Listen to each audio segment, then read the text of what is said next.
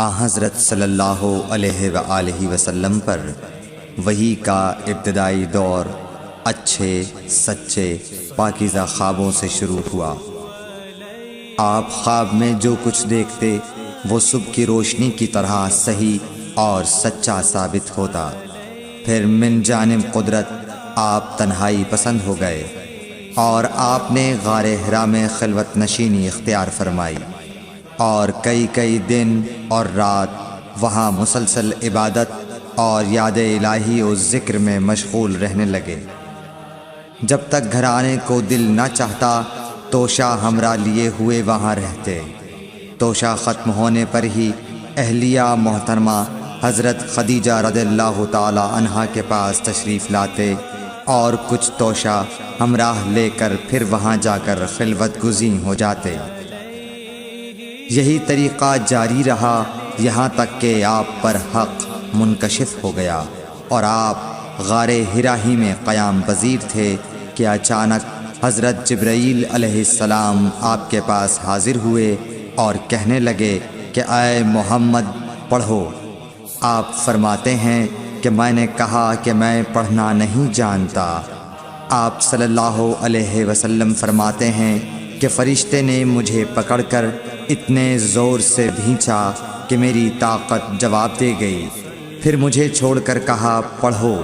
میں نے پھر وہی جواب دیا کہ میں پڑھا ہوا نہیں ہوں۔ اس فرشتے نے مجھ کو نہایت ہی زور سے بھینچا کہ مجھ کو سخت تکلیف محسوس ہوئی۔ پھر اس نے کہا کہ پڑھ۔ میں نے کہا میں پڑھا ہوا نہیں ہوں۔ فرشتے نے تیسری بار مجھ کو پکڑا اور تیسری مرتبہ پھر مجھ کو بھینچا۔ پھر مجھے چھوڑ دیا اور کہنے لگا کہ پڑھو اپنے رب کے نام کی مدد سے جس نے پیدا کیا اور انسان کو خون کی پھٹکی سے بنایا۔ پڑھو اور آپ کا رب بہت ہی مہربانیاں کرنے والا ہے۔ بس یہی آیتیں آپ حضرت جبرائیل علیہ السلام سے سن کر اس حال میں غار حرا سے واپس ہوئے کہ آپ کا دل اس انوکھے واقعے سے کانپ رہا تھا۔ آپ حضرت خدیجہ کے ہاں تشریف لائے اور فرمایا کہ مجھے کمبل اوڑھا دو، مجھے کمبل اوڑھا دو۔ لوگوں نے آپ کو کمبل اوڑھا دیا۔ جب آپ کا ڈر جاتا رہا تو آپ نے اپنی زوجہ محترمہ حضرت خدیجہ رضی اللہ تعالی عنہا کو تفصیل کے ساتھ یہ واقعہ سنایا اور فرمانے لگے کہ مجھ کو اب اپنی جان کا خوف ہو گیا ہے۔ آپ کی اہلیہ محترمہ حضرت خدیجہ رضی اللہ تعالی عنہا نے آپ کی ڈھارس بندھائی اور کہا کہ آپ کا خیال صحیح نہیں ہے۔ اللہ کی قسم آپ کو اللہ کبھی رسوا نہیں کرے گا۔ آپ تو اخلاق فاضلہ کے مالک ہیں۔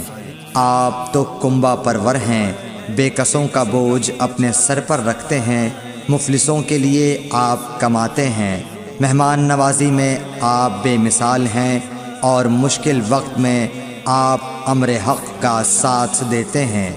ایسے اوصاف حسنہ والا انسان یوں بے وقت ذلت و خواری کی موت نہیں پا سکتا۔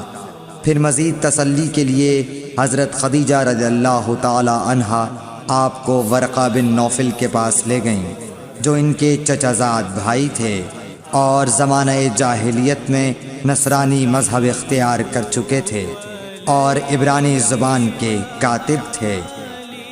چنانچہ انجیل کو بھی حسب منشائے خداوندی عبرانی زبان میں لکھا کرتے تھے۔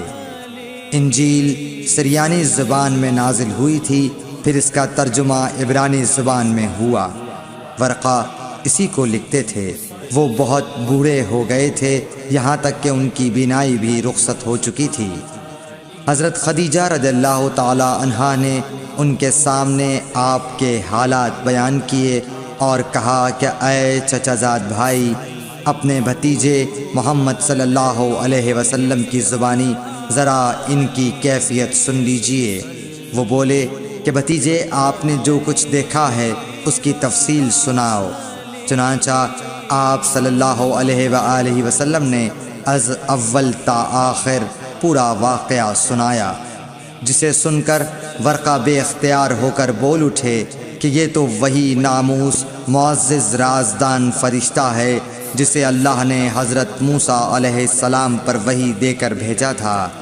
کاش میں آپ کے اس عہد نبوت کے شروع ہونے پر جواں عمر ہوتا، کاش میں اس وقت تک زندہ رہتا جب کہ آپ کی قوم آپ کو اس شہر سے نکال دے گی۔